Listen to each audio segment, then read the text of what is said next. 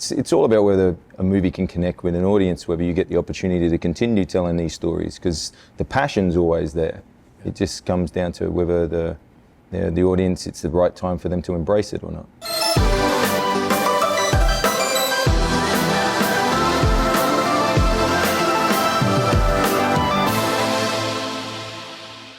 David Mackenzie, what made you want to direct this film at this point in your career? How did Fuze end up in your hands? Fuze was an original idea of mine that I had quite a few years ago, essentially to try and mash up the sort of tensions of the heist movie with an unexploded bomb movie. And in the UK, there's always, like every year or so, there's a discovery of an unexploded World War II bomb somewhere, and quite often in London, and evacuations are forced, and often they're blown up in situ. So it felt like a very real thing to lean into, and that's sort of how it came up. To me, I guess, and I asked a friend of mine to write the script, and it took a number of years, and then it felt like this was the right time for me to do something that was just purely entertaining and sort of visceral and cinematic, and not trying to be a message film or anything like that. And that's kind of, that's what we've done, and it's a sort of high tension, hopefully enjoyable ride. So that and it just felt, my 12th film, I felt it was time to just go straight for pure cinematic entertainment. Well, you did that. You also gave me a lot of anxiety when I was watching it, so thanks for that. Oh, sorry. Gugu, you're one of the great actresses that are working today. Big fan of Belle and Beyond the Lights. I will always love those. And you get a very interesting role here as a chief superintendent, a woman in power. Tell me about taking this on this point in your career. Well, thank you so much. For me, to be able to work with Dave Mackenzie, I too am a big fan of Hell or High Water, and for me to be able to do a film like this, I read the script, the fact that it's set in London, that it feels so propulsive when you're reading it, and when you're watching it, it almost feels like it's playing out in real time. And I hadn't played a police officer before, and something that is this grounded and gritty and, has a sense of realism to it, I was really excited to tackle.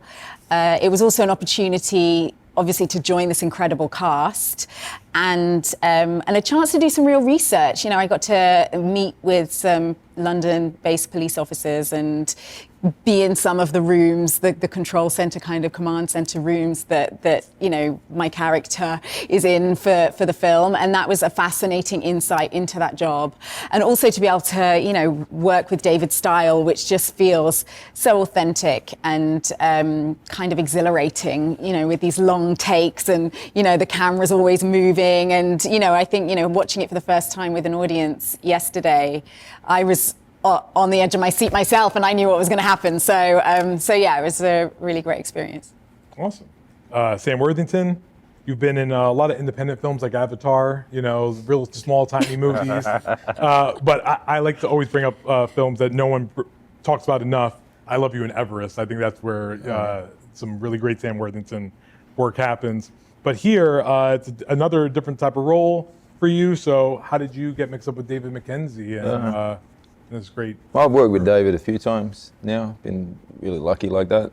And I just phoned him up and said, what can I do in this one? And he said, we're all cast, man. There's not much, all the roles are gone. And then when I read it, I said to him, look, I think I can do something with this. There was no real character there. There was just like a henchman. He was like a figure in the back of Theo's gang. And I kind of went, I think I've got a way to, if you let me kind of create something and play a bit, we could come up with a way for me to help serve the story and be a foil for Theo. And the great thing about David is he gives you trust. He trusts me, which is fantastic. And then you kind of go and create something. Yeah. Since you're not here, I would like to talk poorly about Aaron Taylor Johnson and Theo James and how bad they were in this film. And they didn't come hang out today, but what did they bring? They're embarrassed. What did they bring to the film that you guys will look? They're super strong, man. I think they're both really strong actors who are really committed to what they're doing, and I think the whole cast it feels like a committed film. There's nobody who's not giving it their all. and they're very different characters, and they're both kind of going for it, and it was great to work with them both, and be in the dynamics of in Aaron's case, that a very real representation of what the Army EOD squad looks like and is and speaks and moves and all that, and in Theo's case, what the robbery gang that Sam's in, and again, sort of pretty visceral, active stuff that goes through it, and so that was sort of it was great to work with them both. Maybe you get some better looking guys next time, Yeah. for those roles, right? David, I have a question for you because I'm always interested to know, someone, this is your 12th film, you've done so many different types of movies, but I always feel like there's one passion project that's like deeply embedded within you that you haven't gotten to make yet. Can you tell us what that is?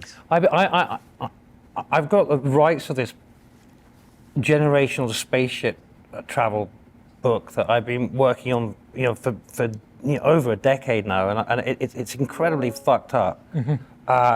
But and it takes place over 100 years, so it's a challenging thing to do in a film. But I think if it was realized properly, it could be a heck of a trip, and so that is something that I would love to find something together, something to get me over the hurdle of that. I think it's a 190-page script at the moment, so cut it down and all that. But that is, I guess, that's an old passion project that I would love to find a home for eventually. Are there roles for the two actors alongside you? I think I think that there definitely would be some opportunities for anyone who I've worked with before who wants to come back to play again. I got you, Gugu. See, sure. Actually, Gugu, a question for you. You've taken on many different roles. I personally feel like you're not working enough. I feel like every Hollywood director, studio needs to put you in their films.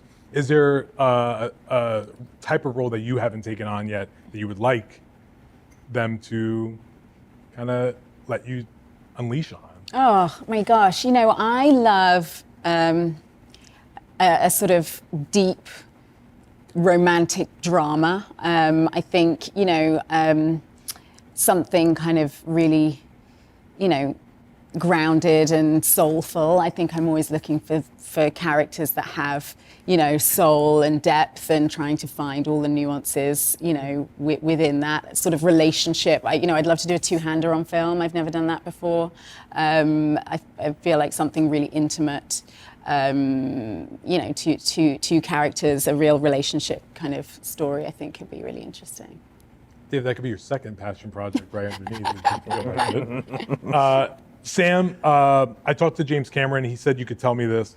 How many avatars have you shot so far? I think everyone just wants to know how many have been shot and how many are you planning to shoot? Where are you in that lineup? Obviously, part 3 is coming out. Yeah, this three year. comes out. We shot 2 and 3 together. Yep. A lot of it, together. It's spread out, it's still being made, kind of thing. But Jim has written 4 and 5. Like the saga, he's continued the saga in the writing, so that some of us got lucky enough to read where it goes. So look, those movies, if we're lucky enough to connect again, we're not arrogant enough to assume that they're going to keep connecting. So you just really hope that they find an audience and find a way, and then we get to make the others. So you have only shot 2 and 3, and 4 and 5 haven't been. We shot a little bit out of 4 because there's a bit where the kids age up, and so I think we did that back in 2018 or 2019. We shot a bit with the kids because there was a scene or two where the kids had to be the same age. Now where the kids are 10 years older, and that's, I don't think it's a secret that those movies obviously will jump a bit in time if we get the opportunity. Yeah. All right. And you'll tell me about it afterwards, because we yeah, I'm sure. Actually, just as a quick follow-up, I just wanted to ask you thoughts on Horizon, because I know you had such a big role as that story continued, and now we're kind of stuck on. Same thing. I think Kevin had written all 4 of them, and they were I read all 4, and the journey continued. I think that's all in the hand of that's Costner's passion project. Yeah. He'd been working on that for 10 years, so it was like, well, You know, it's all about whether a movie can connect with an audience, whether you get the opportunity to continue telling these stories, because the passion's always there. It just comes down to whether the audience, it's the right time for them to embrace it or not. And my last question for you, David, what do you want people to take away from this film? One thing I always want to praise any director at 98 minutes, you have to praise a good, tight movie that gets everything you want: entertainment, great performances from your actors, and a great technical team. But what do you want audiences to It's only 91 minutes if you don't include the credits. And you know, who sits through the credits outside the film festival? So yeah, I really wanted to get it down to 90, but I just couldn't. As Sam said, he volunteered to give away a minute. Cut some of my scenes. You could have done. Then he it, might man. disappear. I genuinely want the audience to feel a sense of relief that it's over, and to have had a good, entertaining experience of a thrilling, high tension, modern heist movie. anything that you guys want to share just from your experience working with David and how amazing he is? It's been amazing. It's been truly a really cool experience. And I think, again, seeing it on the big screen for me was such a treat. I'd seen it, separately on my own, but to see it with an audience, I think this is really, a thrilling film to kind of see in a communal setting. So it was super exciting to experience it that way.